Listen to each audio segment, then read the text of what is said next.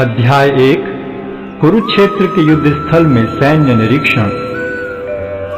धृतराष्ट्र ने कहा, हे संजय, धर्म भूमि कुरुक्षेत्र में युद्ध की इच्छा से एकत्र हुए मेरे तथा पांडु के पुत्रों ने क्या किया? संजय ने कहा, हे राजन, पांडु पुत्रों द्वारा सेना की व्यूहरचना देखकर राजा दुर्योधन अपने गुरु के पास गया और उसने ये शब्द कहे, हे आचार्य, पांडु पुत्रों की विशाल सेना को देखें, जिसे आपके बुद्धिमान शिष्य द्रुपद के पुत्र ने इतने कौशल से व्यवस्थित किया है। इस सेना में भीम तथा अर्जुन के समान युद्ध करने वाले अनेक वीर धनुर्धर हैं, यथा महारथी युयुधान, विराट तथा द्रुपद। इनके साथ ही धृष्टकेतु, चेकितान, काशीराज, पुरुजित, कुंतीभोज तथा शैब्य जैसे महान शक्तिशाली योद्धा भी हैं। पराक्रमी युधामन्यु, अत्यंत शक्तिशाली उत्तमौजा, सुभद्रा का पुत्र तथा द्रौपदी के पुत्र, ये सभी महारथी हैं। किंतु हे ब्राह्मण श्रेष्ठ, आपकी सूचना के लिए मैं अपनी सेना के उन नायकों के विषय में बताना चाहूंगा जो मेरी सेना को संचालित करने में विशेष रूप से निपुण हैं।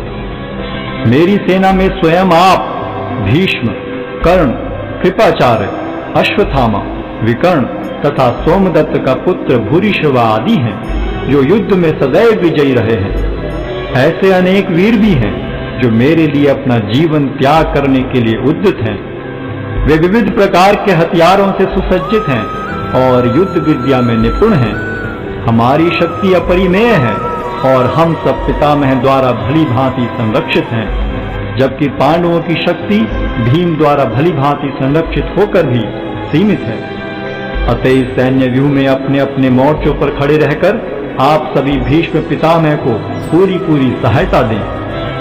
तब कुरुवंश के वयोवृद्ध परम प्रतापी एवं वृद्ध पितामह ने सिंह गर्जन की ध्वनि करने वाले अपने शंख को उच्च स्वर में बजाया, जिससे दुर्योधन को हर्ष हुआ।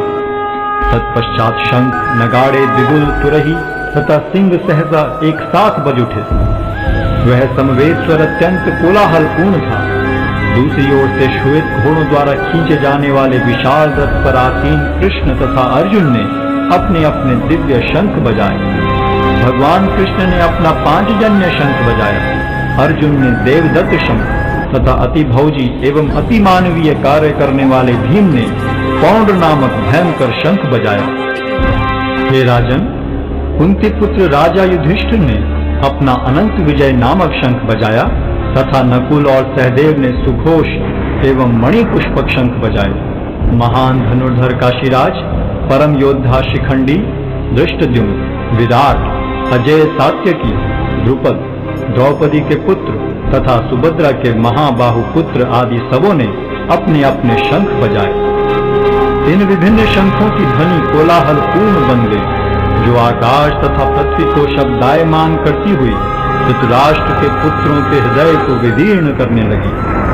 उस समय हनुमान से अंकित ध्वजा लगे रथ पर आसीन पांडु पुत्र अर्जुन अपना धनुष उठाकर तीर चलाने के लिए उद्यत हुआ।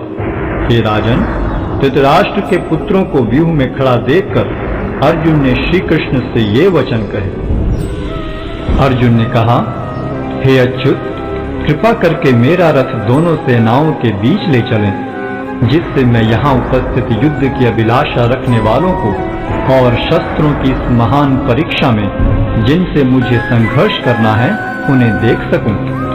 मुझे उन लोगों को देखने दीजिए जो यहाँ पर धृतराष्ट्र के दुर्बुद्धि पुत्र दुर्योधन को प्रसन्न करने की इच्छा से लड़ने के लिए आए हुए हैं।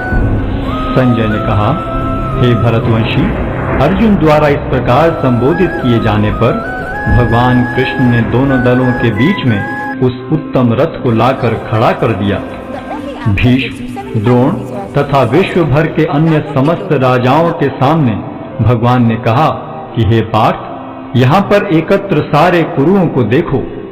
अर्जुन ने वहां पर दोनों पक्षों की सेनाओं के मध्य में अपने चाचा ताऊओं, पितामहों, गुरुओं, मामाओं, भाइयों, पुत्रों, पौत्रों, मित्रों, ससुरों और शुभ चिंतकों को भी देखा।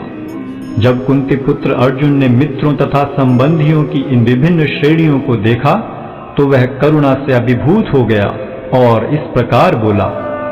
अर्जुन ने कहा, हे कृष्ण, इस प्रकार युद्ध की इच्छा रखने वाले अपने मित्रों तथा संबंधियों को अपने समक्ष उपस्थित देखकर मेरे शरीर के अंग कांप रहे हैं और मेरा मुख सूखा जा रहा है। मेरा सारा शरीर कांप रहा है, मेरे रोंगटे खड़े हो रहे हैं, मेरा गांडी धनुष मेरे हाथ से सरक रहा है और मेरी त्वचा जल रही है।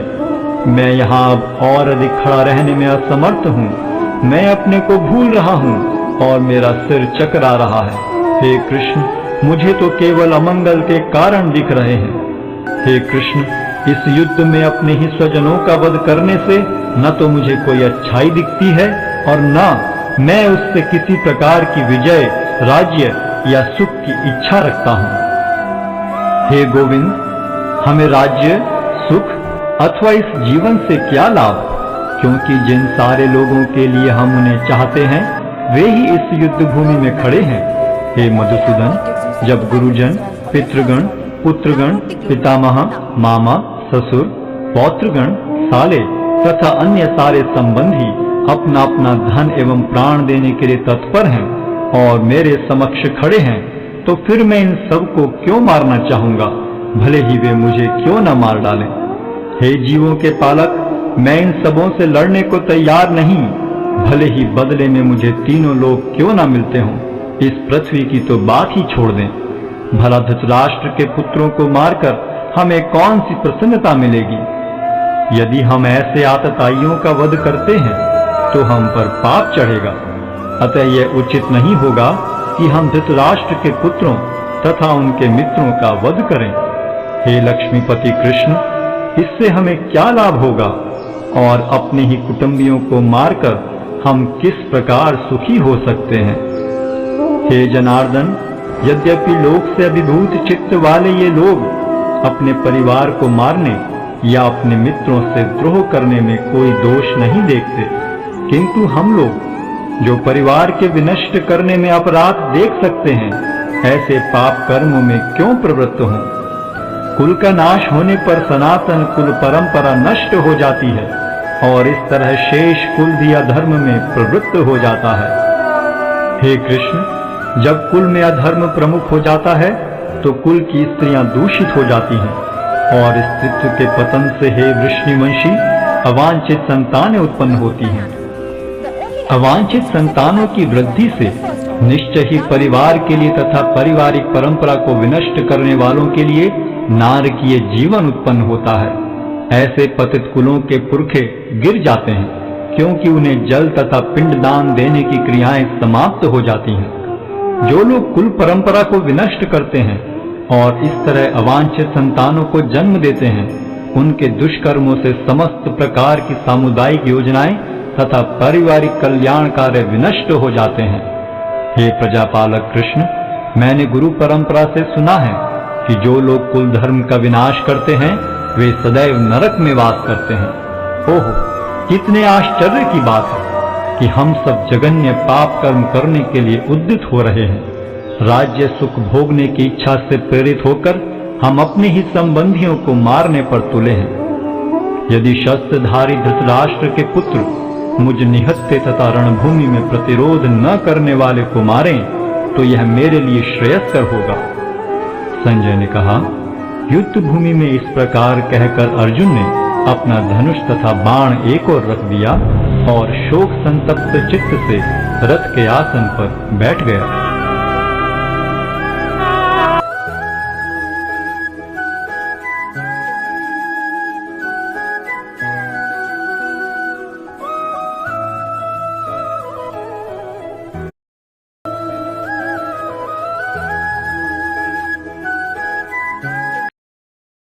Glowroad by Amazon, the only app that gives you 75 rupees off on your first order. Download the Glowroad app now.